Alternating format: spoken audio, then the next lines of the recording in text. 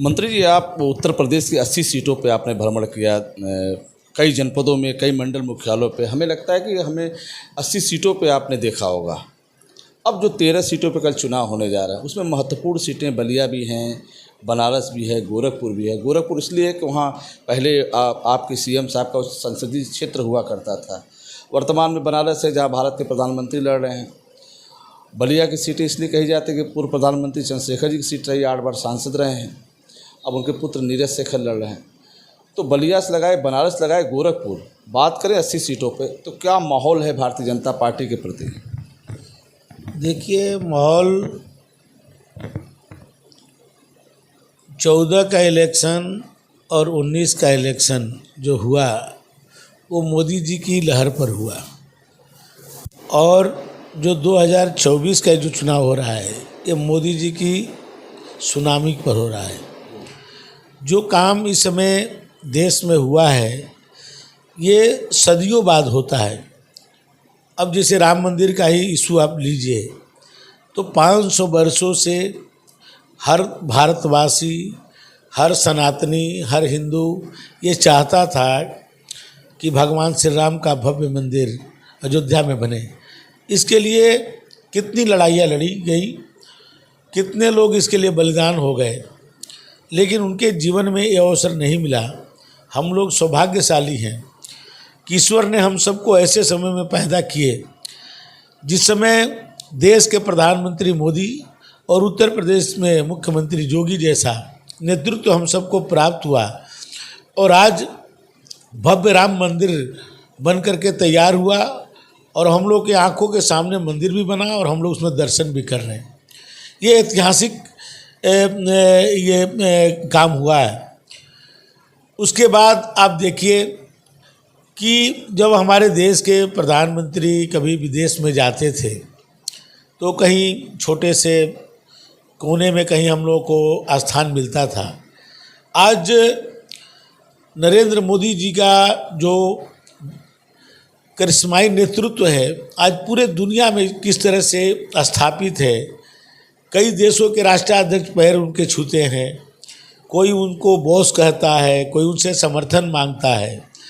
दुनिया के सबसे ताकतवर देश, सबसे समृद्ध देश अमेरिका के राष्ट्रपति भी माननीय नरेंद्र मोदी से समर्थन मांगता है। पूरे दुनिया में आज भारत का मान सम्मान और स्वाभिमान को माननीय मोदी जी ने बढ़ाया। कोरोना काल में आप देखिए जिस तरह से दुनिया के तमाम देश जो आर्थिक दृष्टि से मजबूत थे, अमेरिका, इंग्लैंड, जापान, जर्मनी, वो तबाह हो गए। लेकिन कम संसाधन होते हुए भी मोदी जी ने अपने देशवासियों को 2-2 वैक्सीन बनाया, अपने देशवासियों को सुरक्षित रखा, और विदेशी लोगों को भी आवश्यकता पड़ी तो उनको भी कई देशों में उन्होंने सहायता पहुंचाई। तो ये भारत में पहली बार हुआ। पहले हम लोगों के जैसे पोलियो ही था, मान लीजिए पोलियो 25 साल के बाद हम लोग उसके वैक्सीन बना पाए, पर दुनिया से पोलियो ख़त्म होने लगा तब हम वैक्सीन बनाए। 9 महीने में मोदी जी ने वैक्सीन बना करके भारत के लोगों को सुरक्षित रखा। दूसरा, आप ये देखिए इतनी बड़ी त्रासदी होने के बाद लोगों के रोजगार छूट गया, नौकरियां बंद हो गई, लेकिन कोई व्यक्ति भूखा नहीं रहा। सबके घर में अन्न का भंडार रखा। ये मामूली बात नहीं है। 80 करोड़ देशवासियों को उनको अन्न भंडार से समृद्ध करना, ये नरेंद्र मोदी जी का ही करिश्माई नेतृत्व था। तो इसलिए मैं कह सकता हूँ कि मोदी जी का व्यक्तित्व और विपक्ष का बिखराव, विपक्ष में आज तक कोई नेता ही नहीं है। मोदी के सामने कौन, ये कहते हैं हम जो है हमको वोट दीजिए। अरे भाई, वोट दे देंगे तो इस वोट को क्या करोगे, किसको प्रधानमंत्री बनाओगे, ये तो आज तक तय नहीं कर पाए हो। भाई ये तो जो एक भ्रष्टाचारियों का एक समूह है। भाई कोई जेल जा चुका है, कोई बेल पर है, कोई जेल जाने वाला है। इस तरह के लोग केवल मोदी के खौफ से डर करके ये लोग एक अपना गठबंधन बनाए। उस गठबंधन में इन लोगों की हिम्मत नहीं बढ़ी कि कोई नेता, उस गठबंधन का कोई नेता बना दें। तो जो नेता नहीं बना सकता वो देश कैसे चला सकता है? कहने का मतलब है कि भारतीय जनता पार्टी ने प्रधानमंत्री का चेहरा घोषित कर दिया, लेकिन इंडिया गठबंधन की तरफ से प्रधानमंत्री का चेहरा कोई नहीं। चेहरा छोड़िए, मोदी जी के मुकाबले पर 10 के नीचे ही होंगे। 1 से लेके 10 तक की कोई श्रेणी ही नहीं है कि कोई पूरे भारत नहीं, आज पूरे दुनिया के नेता हैं नरेंद्र मोदी जी, और भारत में कोई मुकाबले में ही नहीं है। माने 1 से 10 तक के कोई मुकाबले में नहीं है कि जो मोदी जी का मुकाबला कर सके। तो इसलिए पूरे देश में 400 पार, ईपी में 80 की 80, और आप देखेंगे कि बलिया में ऐतिहासिक जीत होगी। जो चंद्रशेखर जी भी जितनी उनकी मार्जिन नहीं है, उससे भी ज़्यादा मार्जिन से नीरज शेखर जीते। सर एक सवाल और है कि उत्तर प्रदेश और बिहार, ये जो सीटें हैं 80 और 40, 120 सीटें, ये तय करते हैं कि देश में सत्ता में कौन बैठेगा। तो आप यूपी और बिहार को किस नज़रिया से देख रहे हैं? देखिए, यूपी और बिहार दोनों नरेंद्र मोदी जी के साथ है। पिछली बार भी बिहार में हम लोग 39 सीटें पाए थे और बस 1 सीट हमारे पास नहीं थी। उत्तर प्रदेश में भी हम लोग जो है 67 सीटें पर हैं और गठबंधन लेकर के। तो सबसे जब आप ये सोचिए कि सपा और बसपा दोनों 2 छोर हैं, पूर्व और पश्चिम माने जाते हैं, घोर विरोधी हैं।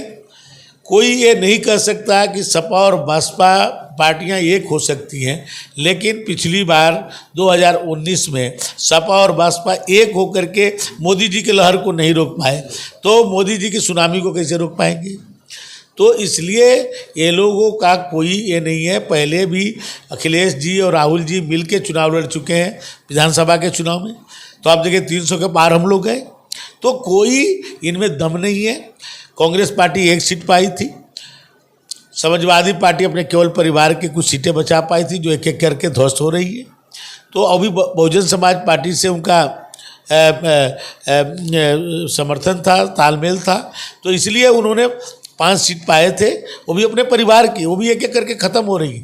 तो इसलिए इस बार हम लोग उत्तर प्रदेश में 80 की 80 सीटें जीते। सर आपने आजमगढ़ संसदीय क्षेत्र में बड़ा मेहनत किया, बड़ा फोकस किया, वहाँ क्या लग रहा है?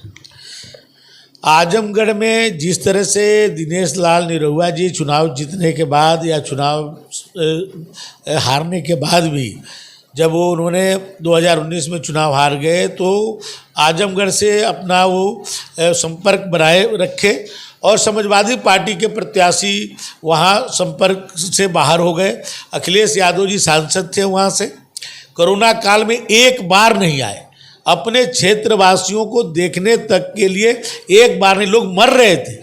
भारतीय जनता पार्टी के कार्यकर्ता दिनेश लाल यादव निरहुआ के साथ वहाँ पर लोगों की मदद करते थे, लेकिन अखिलेश यादव जी एक बार कहने के लिए भी आजमगढ़ में नहीं आए। धर्मेंद्र यादव केवल चुनाव लड़ने के लिए आते हैं, लेकिन दिनेश लाल निरहुआ जी लगे रहे और उपचुनाव में वो चुनाव जीते। और चुनाव जीतने के बाद पूरी शूटिंग आजमगढ़ के 5 विधानसभाओं में, कोई ऐसा विधानसभा नहीं होगा जहाँ पर बम्बई के कलाकारों को बुला करके वो शूटिंग न करते। पहले वो बम्बई में शूटिंग करते थे, पूरी शूटिंग की उन्होंने आजमगढ़ में, अपने केवल वहाँ के अपने मतदाताओं के नज़दीक रहने के कारण। भाई मतदाताओं से वह मिलते भी थे और वहाँ के लोकल लोगों को रोजगार भी देते रहे। उसमें जो शूटिंग में जो आवश्यकता पड़ती थी, जो वहाँ संसाधन पड़ते थे या मैन पावर की ज़रूरत होती थी, वहाँ लोकल लोगों को रोजगार भी मिला। तो उनका जो है सीधा संपर्क रहा जनता से।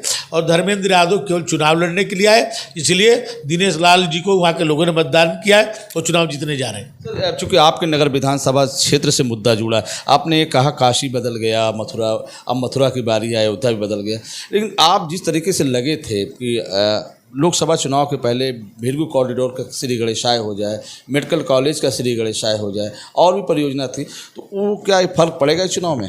अच्छा आप बताइए कि भिरगू कॉरिडोर की बात आपने कहा, भिरगू कॉरिडोर अभी बनना प्रारंभ नहीं हुआ है, लेकिन आपको ये मालूम होगा कि उसकी कई बार डीपीआर बनी। भाई कभी हम लोग जिस अनुरूप चाहते हैं उस तरह अनुरूप नहीं बन रहा था, तो हम लोगों ने कहा कि नहीं अभी इसको स्थगित रखिए। बार बार नहीं बनेगा। जैसे राम मंदिर, बाबा विश्वनाथ, या माँ विंध्यवासिनी का बना है, तो मैं चाहता हूँ कि भृगु बाबा पूरे विश्व में एक ही आश्रम हमारा उनकी यहाँ पर वो है, तो उसी अनुरूप में उसका बने। तो इसलिए हम लोगों ने कहा कि इसको जो बनाना व्यवस्था एक ही बार उसका प्लान कर लीजिए, इसलिए शुरू नहीं हुआ। जहाँ तक मेडिकल कॉलेज का सवाल है, आपको मालूम है कि मेडिकल कॉलेज के लिए ज़मीन की आवश्यकता थी। हमने वहाँ जीआईसी को, जो जिला अस्पताल, महिला अस्पताल और जीआईसी को मिला करके हमने ज़मीन की व्यवस्था कराई। जीआईसी को हमने जेल पर शिफ्ट कर रहे हैं। जेल पुरानी है, आज़ादी की पहले की है, उसकी क्षमता बहुत कम है, केवल 15 एकड़ में है। हम 67 एकड़ में नारायणापाली में जो है ज़मीन एक्वायर किए हैं, वहाँ जा कर के जेल को शिफ्ट कर रहे हैं।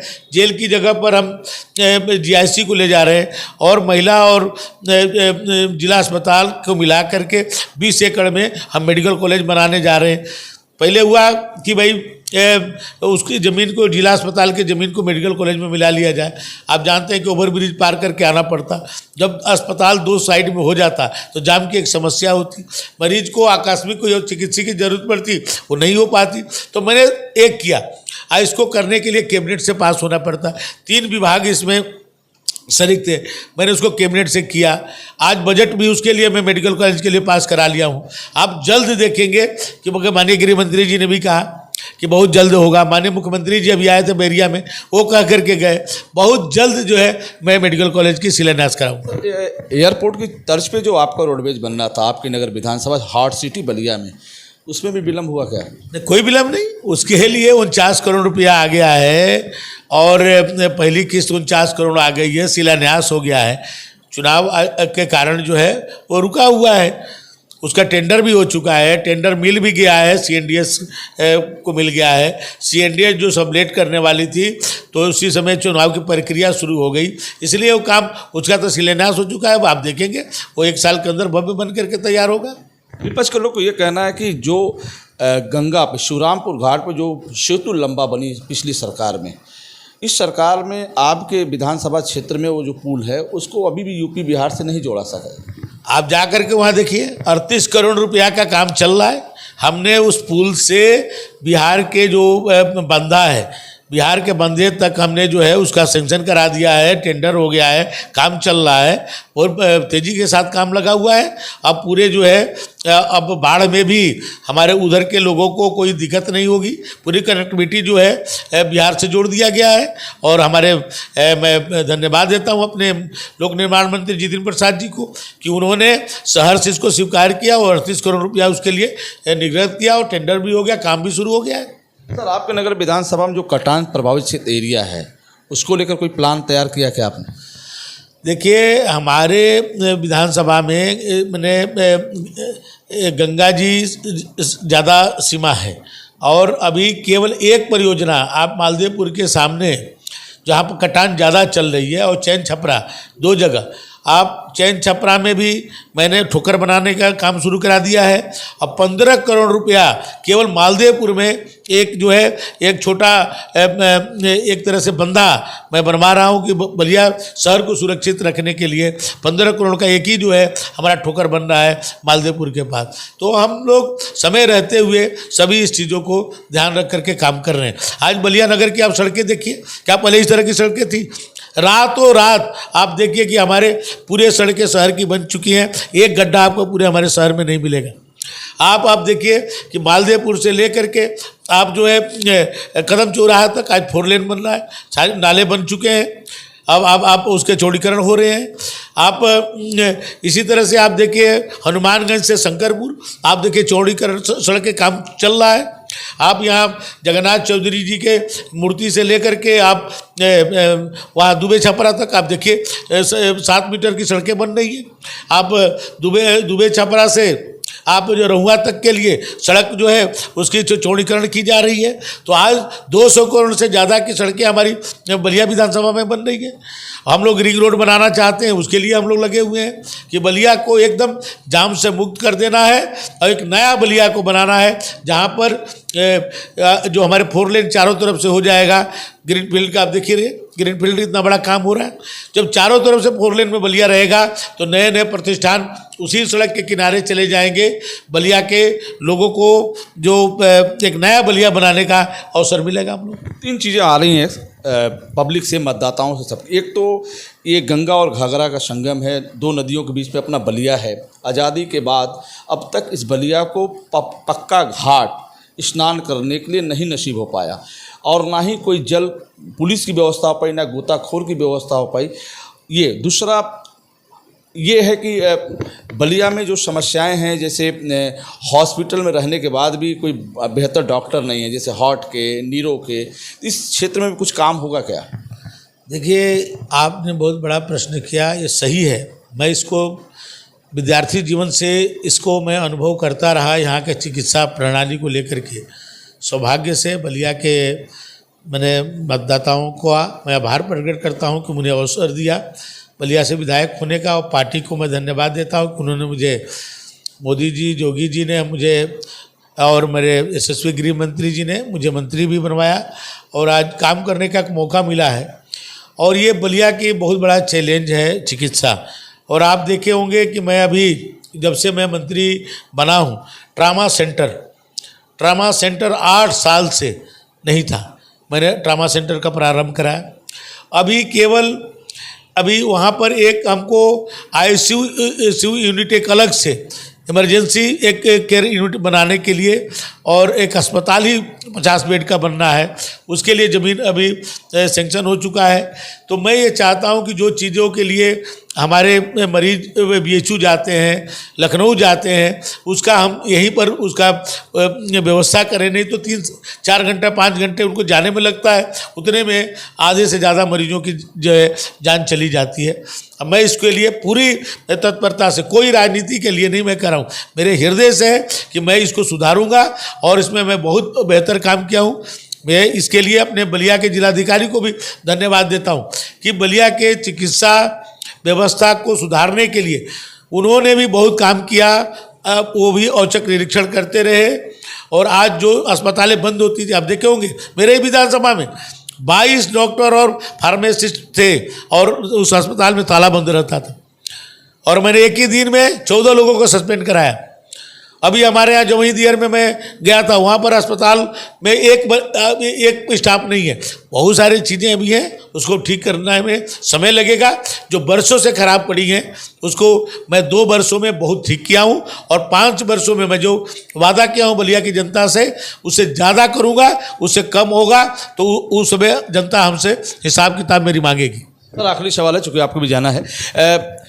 सवाल ये आता है सामने से कि जितना बोल्डर पर, कटान पर, बाढ़ प्रभावित क्षेत्रों पे सरकार के पैसा गंगा में बर्बाद हो रहे हैं, वो उतने में पक्का घाट बन जाता है। जो आए दिन मौतें हो रही हैं, लोग डूब के मर रहे हैं, परमानेंट कोई घाट नहीं है स्नान करने के लिए। उस क्षेत्र में कुछ पहल होगी क्या विशेष? पहल होगी नहीं, पहल हो चुकी है रोशन भाई। आप पर्यटन विभाग के दफ्तर से पता कर लीजिए, जिलाधिकारी के कार्यालय से, कि बलिया में मैंने 3 घाट स्वीकृत कराया है, और तीनों घाटों के लिए पैसे आ चुके हैं।